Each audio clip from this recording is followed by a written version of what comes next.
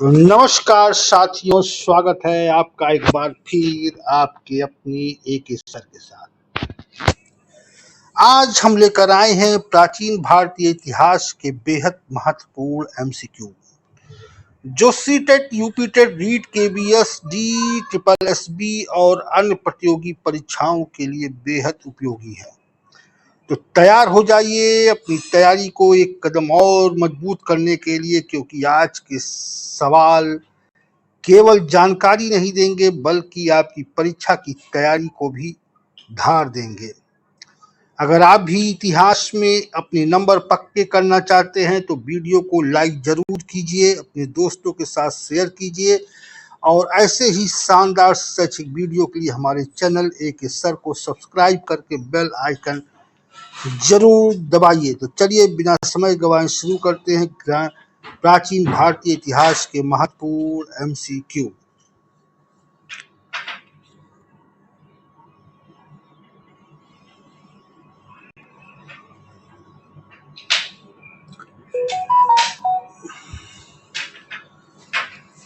तो सबसे पहला जो क्वेश्चन आता है, प्राचीन भारतीय इतिहास की खोज किस वर्ष हुई? तो जो प्राचीन भारतीय इतिहास की खोज हुई 1921 ईस्वी में हुई और दयाराम साहनी के द्वारा की गई। दूसरा महत्वपूर्ण क्वेश्चन है, सिंधु घाटी सभ्यता का कौन सा स्थल मुर्दों का टीला के रूप में जाना जाता है? तो ये हमारा है मोहनजोदड़ो। मोहनजोदड़ो को जो है मुर्दों का टीला भी कहा जाता है। सिंध घाटी सभ्यता का अगला क्वेश्चन है, सिंध घाटी सभ्यता का एक प्रमुख बंदरगाह शहर कौन सा था? तो ये था लोथल। जो लोथल शहर था वो सिंध घाटी सभ्यता का एक महत्वपूर्ण बंदरगाह शहर था। फिर अगला महत्वपूर्ण क्वेश्चन आता है, सिंध घाटी सभ्यता के लोग किस धातु से अपरिचित थे? तो इसका आंसर होगा, सिंध घाटी सभ्यता के लोग लोहे से अपरिचित थे। लोहा, ठीक है, उनको लोहे का ज्ञान नहीं था। लोहे की खोज 1000 ईसा पूर्व में हो रही है तंजरी खेड़ा नामक स्थान से। चलिए फिर आगे चलते हैं।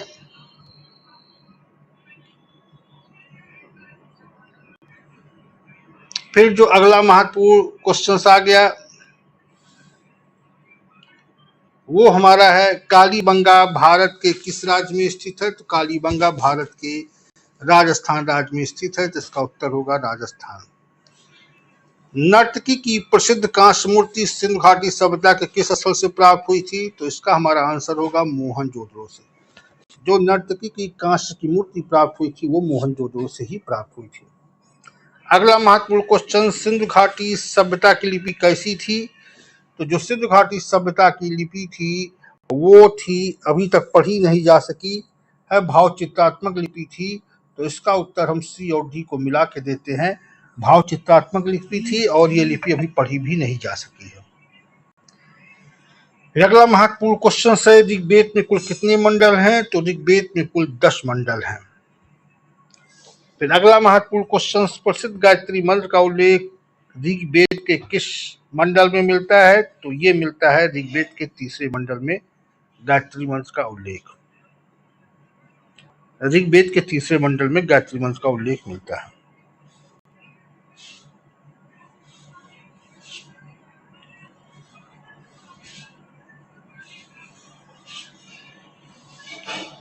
फिर हमारा अगला महत्वपूर्ण क्वेश्चन आता है, सत्यमेव जयते किस उपनिषद से लिया गया है? तो ये मुंडोक उपनिषद से लिया गया है। फिर अगला महत्वपूर्ण क्वेश्चन, 11वां क्वेश्चन, वैदिक काल में नदीपन नदियों में उत्तम किस नदी को कहा गया है? तो हमारा आंसर होगा सरस्वती नदी को। सरस्वती नदी को नदीपमय नदियों में उत्तम कहा गया है। अगला महत्वपूर्ण क्वेश्चन, आयुर्वेद अर्थात जीवन का विज्ञान का उल्लेख सर्वप्रथम कहाँ मिलता है? तो इसका उत्तर होगा हमारा अथर्ववेद में। आयुर्वेद अर्थात जीवन विज्ञान का उल्लेख जो अथर्ववेद में मिलता है। अगला महत्वपूर्ण क्वेश्चन, ऋग्वैदिक आर्यों का मुख्य व्यवसाय क्या था? तो ऋग्वैदिक आर्यों का मुख्य व्यवसाय पशुपालन था। इसका उत्तर हमारा हो जाएगा। तो चलिए आगे चलते हैं हम। पुराणों की कुल संख्या कितनी है? तो पुराणों की कुल संख्या 18 है। चलिए आगे चलते हैं।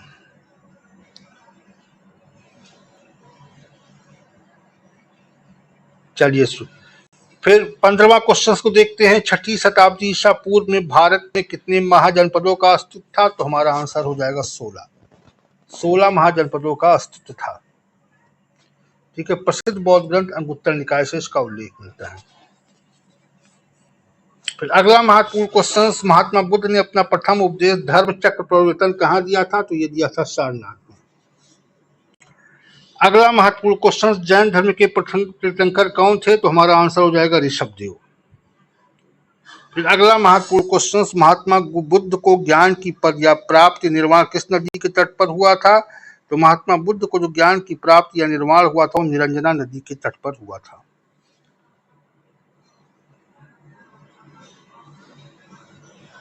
फिर अगला महत्वपूर्ण क्वेश्चन, प्रथम बौद्ध संगति का आयोजन किसके साल में हुआ था? तो प्रथम बौद्ध संगति का आयोजन अजातशत्रु के काल में राजगृह में हुआ था। चलिए आगे चलते हैं।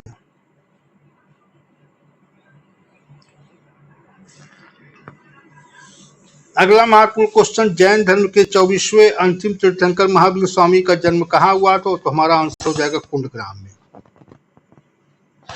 अगला महत्वपूर्ण क्वेश्चन, 21वां क्वेश्चन देखते हैं। त्रिपिटक किस धर्म ग्रंथ से संबंधित है? तो इसका आंसर हो जाएगा बौद्ध धर्म से संबंधित है त्रिपिटक।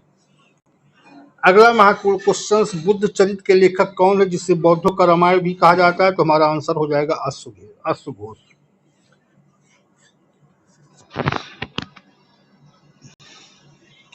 अगला महत्वपूर्ण क्वेश्चन, मगध साम्राज्य की प्रारंभिक राजधानी कौन सी थी? तो इसका उत्तर हो जाएगा राजगृह या गिरिब्रज। मौर्य वंश का संस्थापक कौन था? तो इसका आंसर हो जाएगा चंद्रगुप्त मौर्य। चलिए आगे चलते हैं। प्रसिद्ध पुस्तक अर्थशास्त्र के लेखक कौन है? तो इसका उत्तर हो जाएगा चाणक्य या कौटिल्य जो है अर्थशास्त्र के लेखक है। फिर अगला महत्वपूर्ण क्वेश्चन, इंडिका नामक पुस्तक के लेखक कौन थे? तो इंडिका नामक पुस्तक के लेखक मेगास्थनीज थे।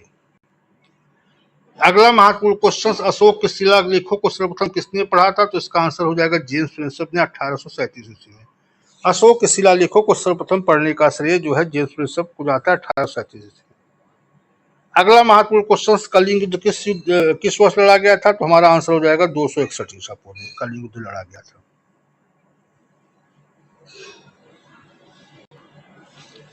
अगला महत्वपूर्ण क्वेश्चन, मौर्य वंश का अंतिम शासक कौन था? तो मौर्य वंश का अंतिम शासक बृहद्रथ था। चलिए आगे चलते हैं। 30वां क्वेश्चन देखते हैं। अशोक को बौद्ध धर्म में दीक्षित करने वाले भिक्षु कौन थे? तो अशोक को बौद्ध धर्म में दीक्षित करने वाले भिक्षु जो थे उपगुप्त थे। उपगुप्त भी इनका एक नाम मिलता है, उपगुप्त। सांची के स्तूप का निर्माण किसने कराया था? तो इसका उत्तर हो जाएगा सम्राट अशोक ने सांची के स्तूप का निर्माण कराया था। अगला महत्वपूर्ण क्वेश्चन, शुंग वंश की स्थापना किसने की थी? तो इसका उत्तर हो जाएगा पुष्यमित्र शुंग ने शुंग वंश की स्थापना किया था। कनिष्क शासन काल में किस संवत की शुरुआत हुई थी जो भारत का राष्ट्रीय संवत बना? तो हमारा आंसर हो जाएगा शक संवत। 78 ईस्वी में कनिष्क ने जो है शक संवत की शुरुआत की थी। ठीक है, और बाद में आगे चल के भारत के राष्ट्रीय पंचांग में इसी को स्वीकार किया जाता है। फिर अगला महत्वपूर्ण क्वेश्चन है, चतुर्थ बौद्ध संगति का आयोजन किसके संरक्षण में हुआ था? चतुर्थ बौद्ध संगति का आयोजन कश्मीर कुंडल वन में कनिष्क के संरक्षण में हुआ था। चलिए आगे चलते हैं। चरक संहिता के लेखक चरक किसके राजवैद्य थे? तो इसका उत्तर हो जाएगा कनिष्क। जो चरक संहिता के लेखक थे चरक, ये कनिष्क के राजवैद्य थे।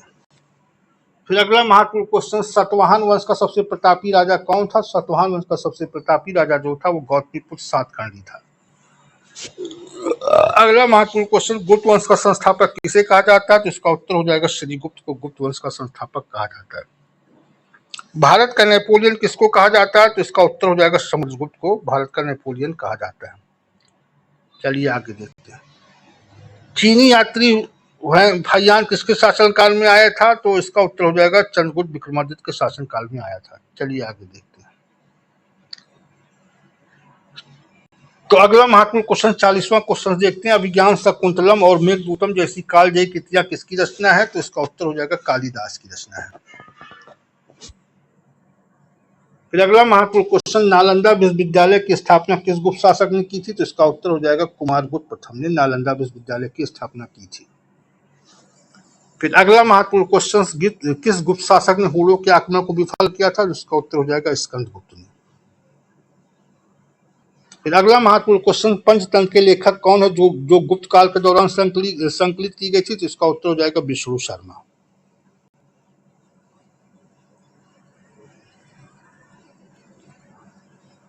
फिर अगला महत्वपूर्ण क्वेश्चन, हर्षवर्धन की राजधानी कहाँ थी जिससे उसने थानेसर में स्थानांतरित किया था? तो इसका उत्तर हो जाएगा कन्नौज में। कन्नौज में थी।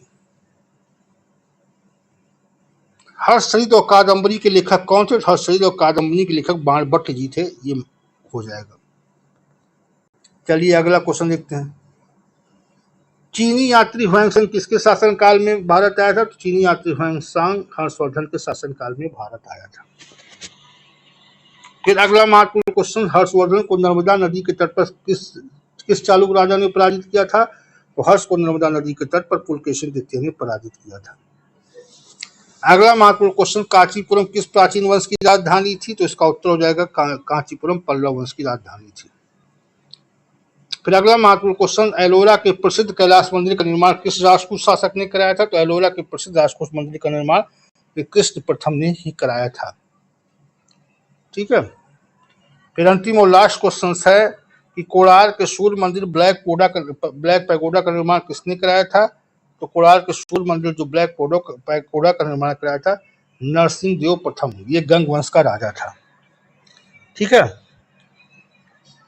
तो साथियों, आज हमने प्राचीन भारतीय इतिहास के कई महत्वपूर्ण एमसीक्यू को समझा और अपनी तैयारी को और मजबूत किया। उम्मीद है आज का यह सेशन आपको जरूर पसंद आया होगा।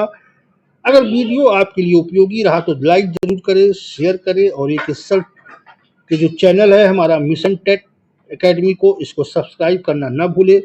याद रखिए, हर सही उत्तर आपकी सफलता की ओर एक कदम है। लगातार पढ़ते रहिए, अभ्यास करते रहिए, अपने लक्ष्य पर विश्वास रखिए। मैं हूं एक सर, आपसे फिर मिलूंगा एक नए महत्वपूर्ण टॉपिक और नए सवालों के साथ। तब तक पढ़ते रहिए, बढ़ते रहिए, अपने सपनों को साकार करते रहिए। थैंक्स।